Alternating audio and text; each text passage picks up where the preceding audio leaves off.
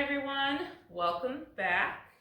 It is a cold, windy day here in northern New York, but I decided that I want to brighten up my home and practice a little bit of flower arranging.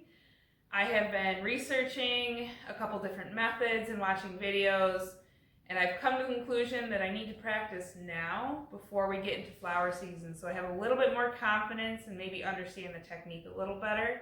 The technique that I'm going to use today is called the European hand-tied bouquet. It more or less creates a spiral with all of the stems as you're building the bouquet. So let's get started and go over everything we're going to need. So for the items you're going to need some flowers. So what I did is I went to the local grocery store and picked up a couple different flowers and some greenery to bring home to play around with, more or less. I picked colors that I found pleasing. Green flowers are my favorite just because I think they're just so cool. Whoever thinks of a green flower? So that's why I was drawn to those. The next thing you're going to need some rubber bands or string to tie the bouquet when you're done. I have clippers here, and then I have fresh water to put the flowers in when I'm done. Always important to have clean water on hand. So with the flowers that I picked out, I made sure to hit the 4 key elements that I want to make sure I have in every bouquet. Those include some greenery, some foliage. That helps to add texture and a little bit of bulk, but really sometimes even in a place for your eye to rest inside the bouquet and make the flowers pop. From there, I picked out my main focal flower, which is going to be these green, kind of like a giant spider mum looking flower. I then picked out an airy accent, and I went with this sea holly. Partially because I love the color, partially because I have some planted, and I wanted to practice using it. It's something I should have from the garden. And then I have my filler flowers or my supporting flowers. So these aren't necessarily big show-stopping flowers, but they help to be the bulk of the arrangement and support, that's why they're called supporting flowers, that main focal flower. So once we have all of our materials gathered, we're going to want to take our flowers and make sure to remove any lower foliage on the plant, anything that's going to be down in the water. Foliage in the water can rot and introduce bacteria, which will reduce the vase life of your flowers if you don't clean it up. One of the things that I did with this branching flower here is I actually did take 2 to 3 flowers off the bottom of every stem. Not every bloom that's on a stem necessarily needs to end up in the arrangement you're making. If they're too low, they're going to be in the water, they're going to create unnecessary bulk, and they're just going to be in the way. I pulled all of those off and made a cute little bouquet of just the little flowers. So there is a way that you can use them, they just might not be in the big hand-tied bouquet. You want your flowers to be up top where they're going to be visible when we're done making the bouquet and have everything put together. Okay, now that we have all our supplies, we've laid out our flowers, we've cleaned all the foliage off. I have mine laid out in groups just so that it's really easy for me to pick them up and add them into my hand as I go. You have 2 ways that you can kind of start this. Go with the one that works better for you. I prefer to work with 1 central stem over working with 2 stems to start with. I think it's just easier in my mind. I kind of pick what I'm going to have as my central plant. For me, it's going to be the sea holly here, just because it has that airy feel and can branch out throughout. So I'm going to start with this. I'm going to put the stem between my pointer and my thumb. I'm going to hold it as so. One of the easy ways to practice getting the angles right is if you are to tap your shoulder and then bring it to your hand and add it at the angle that you had it to tap your shoulder. So you're adding it at a 45-degree angle, and sometimes that's a little hard to do, but if you use your shoulder as a guide, it's an easy way to practice and work on making that angle happen every time you go to add a stem.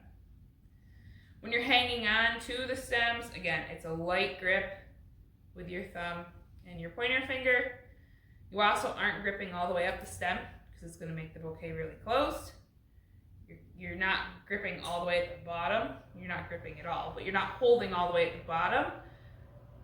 You're kind of going to hold somewhere in the center that feels comfortable for you. You want that bouquet to fall open so that you're filling the space. That's kind of the nice thing about building a European hand-tied bouquet.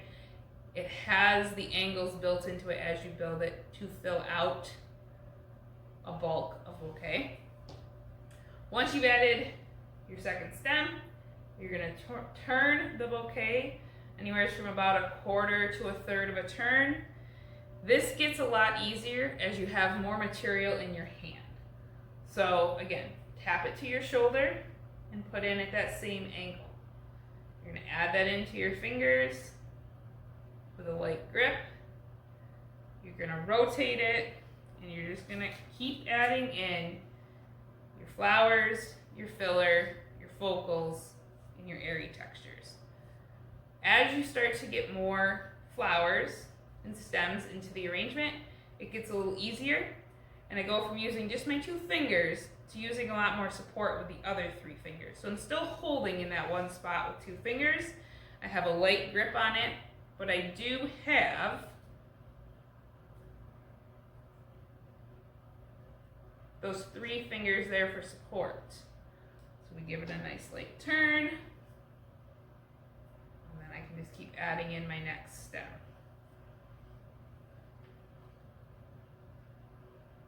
The nice thing with this method is you're creating a spiral with the stems that is very organized. And when you do that, this is why you don't have to worry about the height of, or really necessarily the placement of the stems in an overall sense, because you, in the end, can slide them in and out and up and down, however you need to better fill out the bouquet.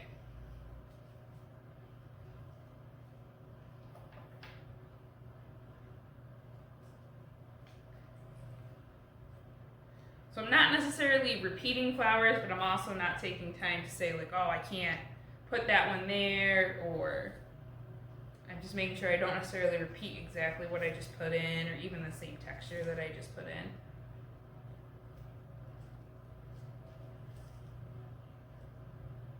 And again, you can tap it to your shoulder to get that angle, and then we rotate it around.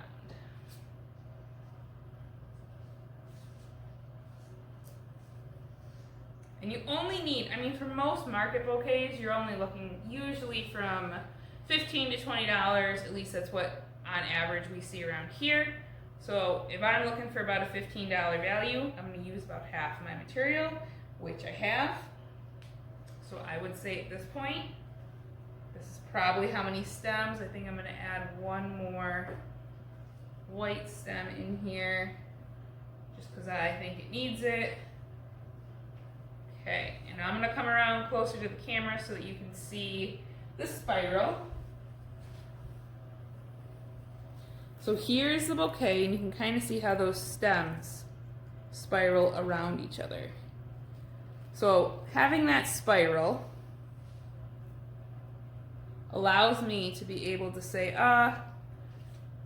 well, these flowers are down a little too low. I'm just going to slide them up so they sit a little bit above everything. I want my focal flowers to make sure they're not tucked in too far. I don't have any foliage that's sticking way out. I might move that sea holly up just a little, make it kind of float above. And then I have my bouquet together and ready to be rubber band or tied. So at this point you can use string and you can tie around, you kind of tie it and make a knot and pull taut, not so tight that you're going to crush any stems, just in a nice taunt method. Or I prefer to use a rubber band.